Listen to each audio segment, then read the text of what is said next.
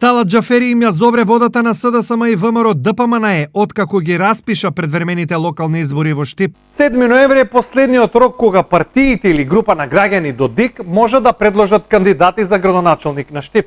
Од денес тие на располагање имаат 32 дена. И двете партии засега цврсто се потпираат на резултатите од досегашните анкети, но многу е важно што ќе кажат и оние на кои се однесуваат, зашто кандидати има повеќе отколку што досега се зборуваше.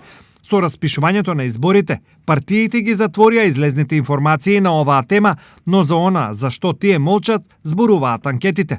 Иако спроведаа веќе неколку, СДСМ е забетониран со одлуката едниот нивни градоначалник да биде помеѓу Јане Миланов, Александра Кангалов, доктор Ален Ѓоргиев и доктор Сашо Николов.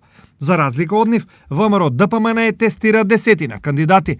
Досега споменуваните Трајче Димков, Никола Мицевски и Иван Јорданов се на идниот список на ВМРО. Прави и друг.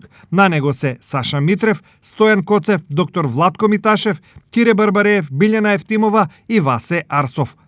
Но иако еднаш индиректно се изјасни, ВМРО ДПМНЕ се уште не се откажува ниту од претходниот градоначалник Илчо Захариев. На анкетите тој води убедливо и тоа всушност е големиот проблем на ВМРО ДПМНЕ. Што ќе се случува е крајно неизвестно, но двете партии веќе се во трка со времето. Ќе се појави ли некој изненадување?